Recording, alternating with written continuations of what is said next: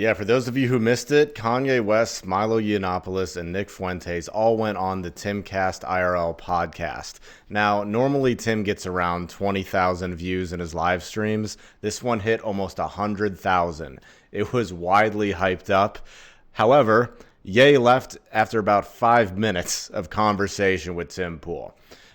Ye made it very clear in the beginning that he wasn't going to be language policed by Tim. Yet Tim, he seemed to just jump on his high horse. I don't blame him. He has a huge platform and he has to watch what he says. That's what Tim's all about, right? Being the fence sitter and not grinding any gears. So Ye was having none of that and he left. And then Milo's like, I got to go check on him. And he left. And then Fuentes just slipped away behind the scenes.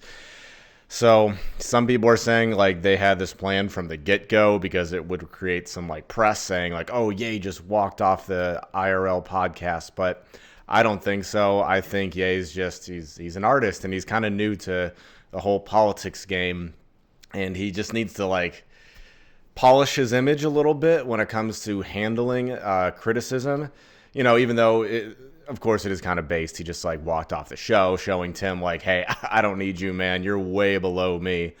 But I was a little disappointed because this was Fuentes' opportunity to show the world like, "Hey, I'm a normal guy, and in the good sense of the word. Like he's not like as far out there as his Wikipedia page says." I thought this would be a fantastic opportunity for Fuentes. So I don't know. I feel like he kind of blew it. Nick could have stayed around and like continued to talk. I want to say Luke Radowski actually did a really good job in this podcast. I thought that he was very respectful towards the guests that they had, while Tim was like seemed a little uneasy about them. He was challenging them. Luke just seems like, I'd say one of our guys, really one of my kind of guys. He was wearing a shirt called Epstein, saying Epstein didn't Epstein himself. So that's something I would wear. And within this first 5 minutes, Ye brought up how his handler, the fitness trainer, what's his name, Harley Pasternak, that's it, was actually an MK Ultra asset.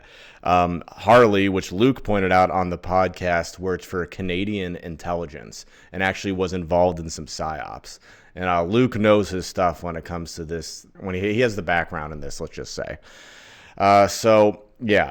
Luke, he expressed my disappointment because I wanted to, know more about this guy's MK Ultra background. He's the one who threatened to put Ye on enough lithium where he wouldn't even be able to interact with his children anymore. And it's like, what gives a personal trainer the right to say that to like a billionaire celebrity like Ye? Yeah, so Ye broke basically right away into talking about the anti-Semitic claims or whatever. And Tim's like, oh, I thought we were going to work up to this, but okay, we're getting right into it. And Milo chimed in. He's like, well, the dam has been broken. Like, it took a billionaire celebrity to like open this conversation up. That's what they were just all talking about. And then Luke brought up a good point. Like, these banks, JP Morgan never debanked Jeffrey Epstein, even though there's reports showing that JP Morgan knew what Epstein was up to. And it was totally fine for him to bank with them. But if Ye says a few controversial tweets, then all of his money's taken out of the bank. Like, come on. They briefly talked about the dinner that they had with Trump, and Kanye prefaced, like, Trump had no idea who Nick Fuentes was. He didn't even know that Fuentes was coming to the dinner. So at least in this podcast, they were able to help Trump out because he got, a little bit of heat for meeting with Nick. And, a lot of it is like hyped up by the media because they want to create a huge story out of it. I don't think it's honestly as big of a deal as these politicians think, because for some reason, the politicians in this country don't realize that there's an entire world outside of the screaming mainstream media. Just because the Washington Post has a meltdown doesn't mean that that's happening in reality with the normal citizens of this country. So yeah, when Ye walked off, I was hoping Luke would, go after him a lot sooner than he did, because I think that Kanye kind of liked Luke, and so did the rest of his team.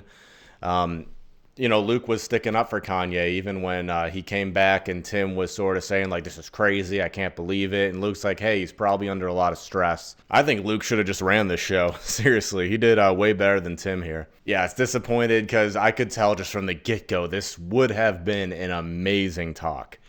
But I understand if Ye didn't want this thing to devolve into him just trying to defend himself the whole time. I mean, he's just sick of that. Like, he deals with it everywhere he goes, even though he's explained himself over and over and over again. But that's part of politics, Ye, honestly. You're going to have to continue to explain your side to people, even if it's repetitive, if you want the country to come on your side and understand what you're all about. It sucks. It's annoying. I know it would annoy me, but you got to do it. That's how you change the hearts and minds, which I know it's something that Ye and his team cares about. And Ye has said it himself, like he's given up a lot of money to speak openly like this because he's working for God.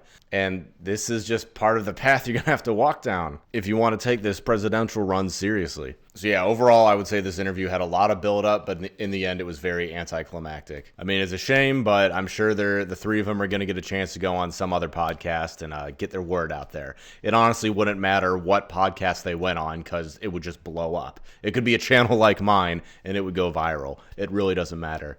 I mean, Tim has never gotten anywhere near this many views on his podcast. Nowhere near. So yeah, I just wanted to jump in and talk about this while it was fresh. I'm sure I'm going to have more details about this later, but yeah, that's all I got. Thanks for tuning in.